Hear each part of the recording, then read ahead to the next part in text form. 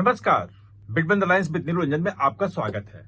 आज हम बात करेंगे तेलंगाना की।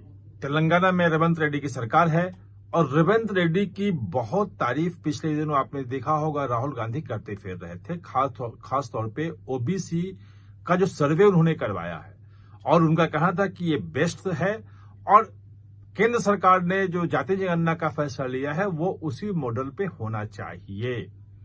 लेकिन वही रेवंत रेड्डी जिसके हर तरफ तारीफ करे थे राहुल गांधी, रेवंत रेड्डी ने बगावती सुर दिखा दिया है।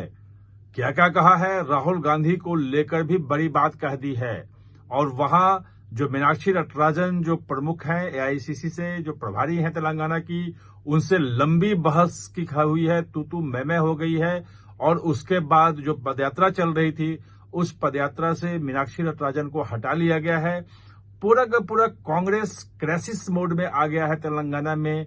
केंद्र से लेकर तेलंगाना तक इस पूरे मामले को मैनेज करने की तैयारी में है। वहीं एक न्यूज पोर्टल को इंटरव्यू में जो कही है बात रेवंत रेड्डी ने, वो बड़ी बात कह दी है राहुल गांधी को लेकर और जो संकेत दिए हैं वो बिल्कुल बगावती है। ये पूरा मामला क्या है, कैसे है, इस चीज को आज हम समझने की कोशिश करेंगे। तो दरअसल मामले की शुरुआत होती है कि वहां एक तेलंगाना में पदयात्रा चल रहा है। पदयात्रा का उद्देश्य यह है कि ओबीसी का जो अभी जनगणना हुई है वहां पे और उसके जो आंकड़े आए हैं उसके आधार पे 42-43% ओबीसी आरक्षण देने की मांग कर रहे हैं कि केंद्र में भी हो और भाजपा पे दबाव बनाने के लिए पदयात्रा है, क्योंकि भाजपा एक बड़ी पार्टी के रूप में उभर रही है। दूसरा उद्देश्य कि आने वाला जो पंचायत चुनाव है और जहां जहां बीआरएस का गढ़ जो है उन इलाकों से पदयात्रा को ले जाया जाए और कांग्रेस को वहां मजबूत किया जाए।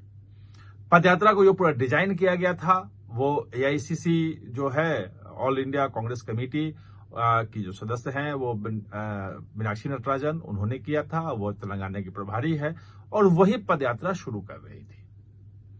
रेवंत रेड्डी ने इस पे बहुत कड़ी आपत्ति जताई। जो खबरें आ रही हैं कि दोनों के बीच में बंद कमरे में जो बातचीत हुई वहां पे कुछ और लोग थे, वो तू मैं की हुई और साफ साफ कह दिया रेवंत रेड्डी ने कि मैं यहां का चुना हुआ मुख्यमंत्री हूं, मैं नेता हूं और मुझे कोई डिक्टेट नहीं कर सकता है कि क्या करना है क्या नहीं करना है। यहां तक कह दिया कि आला कमान भी मुझे नहीं कह सकता है कि मुझे क्या करना है, मैं मुख्यमंत्री हूं, मैं ही तय करूंगा। ये खबरें आ रही हैं और इसके बाद जब पूरा जब सेंटर में जब बात आई तो तत्काल मीनाक्षी नटराजन को बुलाया गया और कहा गया कि अब जो वहां के प्रदेश अध्यक्ष हैं तेलंगाना के कांग्रेस के, वो पदयात्रा जो बाकी बचा हुआ है उसको लीड करेंगे और वो ले जाएंगे। यानी कि रेवंत रेड्डी के सामने कांग्रेस जो है आलाकमान वो झुक गया। लेकिन इसके बाद भी जो बगावती तेवर हैं वो रेवंत रेड्डी के कम नहीं हुए हैं। एक बड़े न्यूज पोर्टल के बड़े एडिटर के सामने इंटरव्यू देते हुए, वो इंटरव्यू उपलब्ध है, वो उसमें उन्होंने साफ साफ कहा है कि कोई भी खानदान के नाम पर चुनाव जीत सकता है और चुनाव जीत के एमपी एमएलए बन सकता है, कुछ भी बन सकता है, लेकिन वो नेता नहीं हो सकता। नेता वो हो सकता है जिसको जनता अपना नेता मानती है। बहुत सारे इस देश में हैं जो अपने खानदान की विरासत के नाम पर चलते हुए किसी तरह से एमपी एमएलए जीत जाते हैं। ये कहा जाता है, उसमें उन्होंने सीधे राहुल गांधी का नाम नहीं लिया, लेकिन इशारा सीधा सीधा उनका यही है जो माना जा रहा है कि वो राहुल गांधी पे निशाना साधा है, क्योंकि भाजपा भी जो है वो राहुल गांधी पे यही लगातार हमला कर रही है कि एक गांधी परिवार के होने के कारण वो लीडर हैं, लीडर ऑफ ऑपोजिशन ही बने हुए हैं, तो गांधी परिवार की विरासत के कारण ही कांग्रेस मिली है उनको और वो सचमुच में जो नेता होना चाहिए वो नहीं है और कांग्रेस में जो नेता है वो स्वाभाविक रूप में नहीं आ पा रहा है। ठीक वही बात रेवंत रेड्डी ने वहां पे अपने इंटरव्यू में दोहराया। रेवंत रेड्डी ने यह भी कह दिया कि जो कांग्रेस वहां जीती है, तेलंगाना में सरकार बनी है, वो अकेले अपने दम पे अपनी मेहनत से उन्होंने जितवाई है। जो जब चुनाव का रिजल्ट आया था 2023 के दिसंबर में तो ये कहा जा रहा था कि राहुल गांधी की बहुत बड़ी सफलता है और पूरा जीत का श्रेय राहुल गांधी को, प्रियंका गांधी को, केंद्रीय नेतृत्व को दिया जा रहा था। लेकिन उस इंटरव्यू में रेवंत रेड्डी ने साफ साफ कहा कि जो कांग्रेस की जीत है तेलंगाना की, उस जीत का श्रेय सिर्फ और सिर्फ उनका है।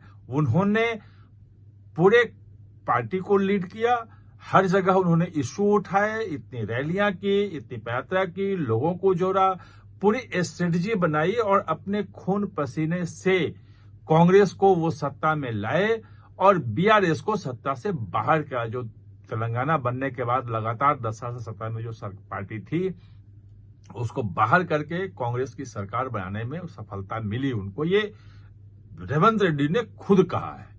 और मतलब चूंकि वो टीवी पे मतलब इलेक्ट्रॉनिक दिया हुआ बयान है, वो उपलब्ध है सोशल मीडिया पे, वो कोई भी देख सकता है उसको, उसमें कहीं कोई काट छांट की बात नहीं है। दूसरी बात जो रेवंत रेड्डी ने जो कही, वो कह दी प्रधानमंत्री को लेकर के। एक तो राहुल गांधी की तरफ इशारा करते हुए कटाक्ष किया कि भाई खानदान के कारण, खानदानी विरासत के कारण कोई एमपी एमएलए बन सकता है, नेता नहीं हो सकता। वहीं प्रधानमंत्री की जम के तारीफ कर दी और यह कह दिया कि अगर प्रधानमंत्री को मैं अपना बड़ा भाई मानता हूं, पहले भी कहता रहा हूं और आज भी कह रहा हूं, तो इसमें गलत क्या है। एक थोड़ा सा एक आपको बैकग्राउंड समझना जरूरी है रेवंत रेड्डी का, कि रेवंत रेड्डी कांग्रेस में आने के पहले अखिल भारतीय विद्यार्थी परिषद में थे सक्रिय और उसके पदाधिकारी भी रहे हैं स्टेट स्तर पे, यानी कि एबीवीपी के वो मेंबर रहे हैं। उनका बैकग्राउंड वहां से आता है और एबीवीपी जो है वो आरएसएस का एक आनुषंगिक संगठन है।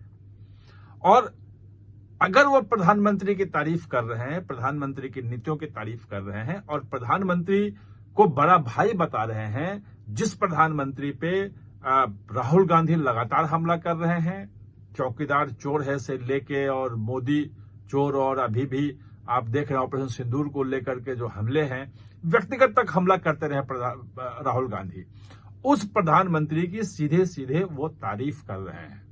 जिस प्रधानमंत्री की तारीफ के कारण शशि थरूर को ऑपरेशन सिंदूर पर संसद में बोलने नहीं दिया गया, दूरी बना ली गई।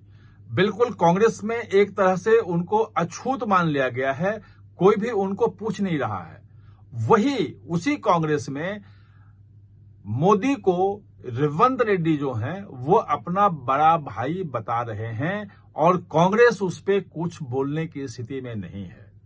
ये कारण इसका एक बहुत महत्वपूर्ण ये है कि केवल 3 राज्यों में कांग्रेस की सरकार बची है, हिमाचल, कर्नाटक और तेलंगाना। कर्नाटक में सिद्धारमैया और डीके शिव कुमार के बीच में झगड़े आप देख ही रहे हैं, लगातार चल रहा है और डीके शिव कुमार बिल्कुल अड़े हुए हैं कि नवंबर में, दिसंबर में जब 2.5 साल पूरे होंगे सरकार के, तो अगला मुख्यमंत्री उन्हें बनाया जाए। दोनों के बीच में खुलेआम बहस होती रही है, सब कुछ होता रहा है। दिल्ली जब डीके शिव कुमार आए थे तो मुख्यमंत्री का जो स्वीट है उसमें जाकर ठहर गए थे। वो वीडियो हमने आपको दिखाया था, बताया था उसमें कैसे वो ठहरे, क्या क्या हुआ था, वो हमने आपको बताया था। जो हिमाचल है वो सरकार बनी है, हिमाचल में हर बार सरकार जो है बदलती है, वहां पे सरकार है, छोटा सा स्टेट है, तो ये बचा हुआ है।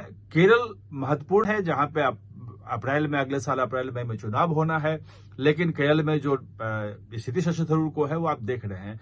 उन चीजों पे नहीं जाते हैं फिलहाल।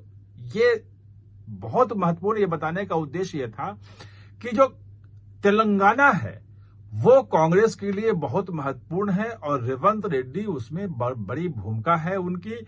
और रेवंत रेड्डी ने जो इंटरव्यू दिया है, जो नटराजन से बहस हुई है, वो सीधे सीधे स्वर जो है बगावती वाले हैं और ये साफ साफ है कि कोई हाई कमान उन्हें कुछ भी डिक्टेट नहीं कर सकता है। देखना यह है कि जिस ढंग से मीनाक्षी नटराजन को वहां से हटाया गया है, एक पीछे कदम आला कमान, जो केंद्रीय आला कमान है कांग्रेस का, उसने लिया है।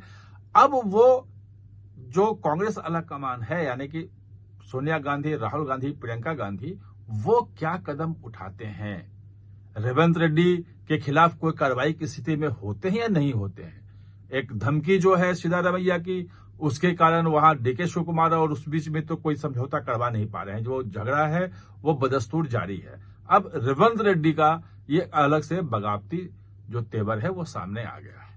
आप हमारे साथ चर्चा में जुड़े, इसके लिए बहुत बहुत धन्यवाद। और हाँ, चैनल को सब्सक्राइब करना ना भूलें, इसका बेल आइकन दबाएं ताकि नया वीडियो कोई भी आए तो उसका नोटिफिकेशन समय पे आपको मिल जाए।